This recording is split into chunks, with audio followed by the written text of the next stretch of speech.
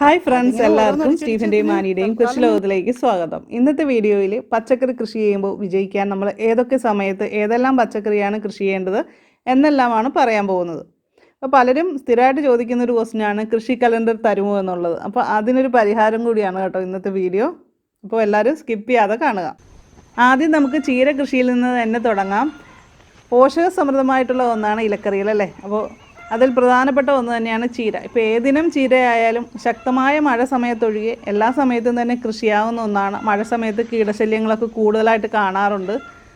അപ്പോൾ വീട്ടാവശ്യത്തിനൊക്കെ കൃഷി ചെയ്യുമ്പോൾ പച്ചച്ചീരയും ചുവന്ന ചീരയുടെ വിത്തും കൂടി മിക്സ് ചെയ്തിട്ട് പാകി കഴിഞ്ഞാൽ അത് നല്ലതായിരിക്കും.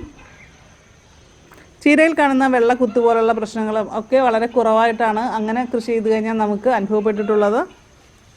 നമ്മളെല്ലാവരും കൃഷി ചെയ്യുന്ന ഒന്നാണ് പയർ കൃഷി ചെയ്യുമ്പോൾ ആദ്യം തന്നെ നമ്മൾ മണ്ണൊരുക്കുമ്പോഴൊക്കെ വളരെ ശ്രദ്ധിക്കേണ്ടതുണ്ട്. ഇല്ലെങ്കിലാണ് വാട്ടരോഗം പോലുള്ള കാര്യങ്ങളൊക്കെ വരുന്നത്. കുമ്മായമിട്ട് ട്രീറ്റ് ചെയ്ത മണ്ണ് തന്നെ ആകാനായിട്ട് ശ്രദ്ധിക്കുക. പയർ നമുക്ക് വേനലെന്നോ മഴയെന്നോ ഒരു വ്യത്യാസമില്ലാതെ നമുക്ക് കൃഷി ചെയ്യാവുന്ന ഒന്നാണ് കേട്ടോ.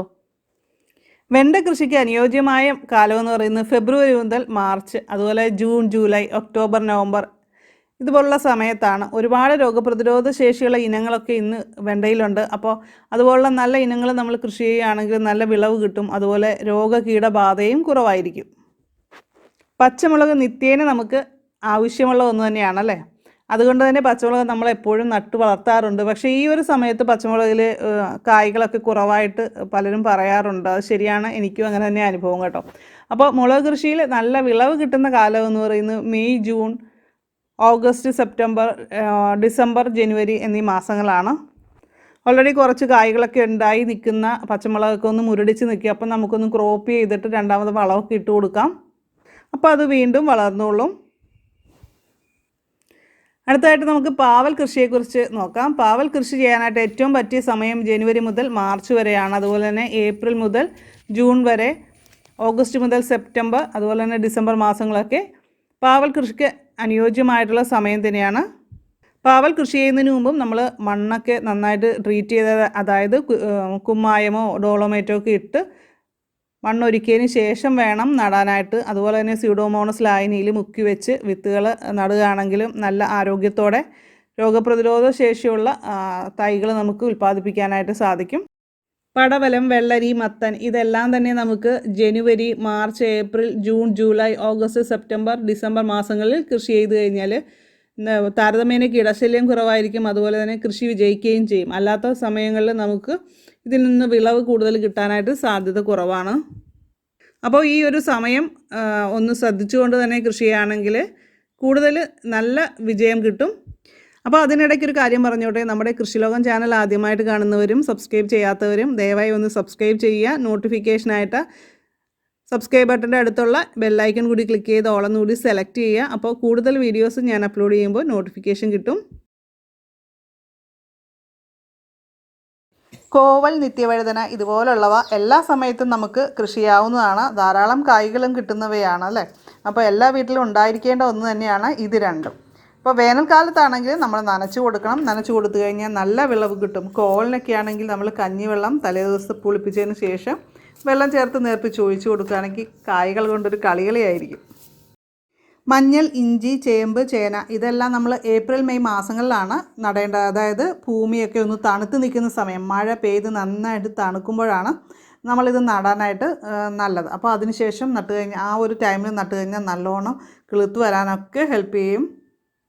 ഇതിൻ്റെയൊക്കെ നടിയിൽ വീഡിയോ ഇതിനു മുമ്പ് നമ്മുടെ ചാനലിൽ ഇട്ടിട്ടുണ്ട്. അപ്പോൾ അത് കാണാത്തവർ വീഡിയോയിൽ കമൻറ്റ് ചെയ്താൽ മതി, ഞാൻ അതിൻ്റെ ലിങ്ക് തരാം. ഇപ്പോൾ കൃഷിരീതിയെക്കുറിച്ച് കൂടുതലായിട്ട് നിങ്ങൾക്ക് മനസ്സിലാക്കാൻ സാധിക്കും. കേരളത്തിൽ താരതമ്യേന തണുപ്പ് കൂടുതലുള്ള സമയത്താണ് കോളിഫ്ലവറും ക്യാബേജും ഒക്കെ കൃഷി ചെയ്യുന്നത്. ഒക്ടോബർ, നവംബർ മാസങ്ങളിൽ ശീതകാല വിളകൾ നടേണ്ട സമയമാണ്. 2-2.5 മാസം കൊണ്ട് തന്നെ ഇതിൻ്റെ വിളവെടുപ്പ് പൂർത്തിയാകും. സ്യൂഡോമോണസ് 20 ഗ്രാം 1 ലിറ്റർ വെള്ളത്തിൽ കലക്കി ആ ലായനിയിൽ നമ്മൾ വിത്തുകൾ അരമണിക്കൂർ ഇട്ട് വെച്ചതിന് ശേഷം നടുകയാണെങ്കിൽ ചെടികൾക്ക് രോഗങ്ങൾ വരാതിരിക്കും. അതുപോലെ തന്നെ സ്യൂഡോമോണസ് 20 ഗ്രാം 1 കിലോ ചാണകപ്പൊടിയിൽ മിക്സ് ചെയ്തതിന് ശേഷം മണ്ണിൽ ഇട്ട് കൊടുക്കുന്നതും രോഗപ്രതിരോധ ശേഷി വർദ്ധിക്കാനായിട്ട് സഹായിക്കും. കേരളത്തിൻ്റെ കാലാവസ്ഥയിൽ ഏറ്റവും അനുയോജ്യമായിട്ടുള്ള വിളകളിലൊന്നാണ് കുമ്പളം. നമ്മുടെ ശരീരത്തിൻ്റെ വളർച്ചയ്ക്കും ആരോഗ്യത്തിനും ധാരാളം പോഷകങ്ങൾ ഇതിൽ നിന്ന് ലഭിക്കുന്നുണ്ട്. വിറ്റാമിനുകളും പ്രോട്ടീനുകളും ധാതുക്കളും നാരുകളും അടങ്ങിയിട്ടുള്ള ഒന്നാണ് കുമ്പളം. ജനുവരി മുതൽ മാർച്ച് വരെയുള്ള മാസങ്ങളിലും അതുപോലെ സെപ്റ്റംബർ മുതൽ ഡിസംബർ വരെയുള്ള സമയത്തുമാണ് നമ്മൾ കുമ്പളം കൃഷി ചെയ്യുന്നത്. പുഴുക്കളിൽ നിന്ന് സംരക്ഷണം കിട്ടാനായിട്ട് കായ ചെറുതായിട്ടുണ്ടാകുമ്പോൾ തന്നെ പൊളിത്തീൻ കവർ കൊണ്ടോ പേപ്പർ കൊണ്ടോ കുമ്പിൾ കുത്തിയിടുകയാണെങ്കിൽ അല്ലെങ്കിൽ കവർ ചെയ്തിടുന്നത് നല്ലതാണ്. അതുപോലെ തന്നെ മഞ്ഞക്കിണി, തുളസിക്കിണി ഇതുപോലുള്ള കാര്യങ്ങളും ഉപയോഗിച്ച് നമുക്ക് കീടങ്ങളെ തുരത്താൻ സാധിക്കും. അടുക്കളത്തോട്ടത്തിൽ വളർത്താൻ അനുയോജ്യമായിട്ടുള്ള വെള്ളരി വർഗ്ഗ വിളയാണ് പീച്ചിൽ. പീച്ചിൽ നമുക്ക് മഴക്കാലത്തും വേനൽക്കാലത്തും കൃഷി ചെയ്യാൻ സാധിക്കുമെങ്കിലും ഒക്ടോബർ മാസത്തിന് ശേഷമുള്ള സമയമാണ് ഏറ്റവും അനുയോജ്യമായിട്ടുള്ളത്. വരൾച്ചയെ അതിജീവിക്കാനായിട്ട് കഴിവുള്ള ഒരു സസ്യമാണിത്. പീച്ചിലിന് രോഗകീടബാധകൾ പൊതുവേ കുറവായിരിക്കും. നന്നായിട്ട് വെള്ളവും ജൈവവളവും ഒക്കെ നൽകി കഴിഞ്ഞാൽ പീച്ചിൽ വർഷം മുഴുവനും കായ്കൾ കിട്ടുന്ന ഒന്ന് തന്നെയാണ്. വേനൽക്കാലത്താണ് കൂടുതൽ വിളവ് കിട്ടുന്നത്. നാരുകളാൽ സമൃദ്ധമായ ചുരയ്ക്ക നമുക്ക് വേനൽക്കാലത്തും മഴക്കാലത്തും കൃഷി ചെയ്യാൻ സാധിക്കുന്ന ഒന്ന് തന്നെയാണ്. ഇത് നമുക്ക് നിലത്ത് പടർത്തിയും അതുപോലെ പന്തലിട്ട് കൊടുത്ത് ആ രീതിയിലും നമുക്ക് കൃഷി ചെയ്യാൻ പറ്റും. ഞങ്ങൾ 2 രീതിയിലും ചെയ്തിട്ടുള്ളതാണ്. അതുപോലെ തന്നെ നമുക്ക് വേനൽക്കാലത്തും മഴക്കാലത്തും കൃഷി ചെയ്യാൻ പറ്റുമെങ്കിലും വേനൽക്കാലത്താണെങ്കിൽ കൂടുതൽ വിളവ് കിട്ടുന്നതായിട്ടാണ് നമ്മുടെ ഒരു അനുഭവം. വരൾച്ചയെ അതിജീവിക്കാനായിട്ട് കഴിവുള്ള ഒരു സസ്യമാണിത്.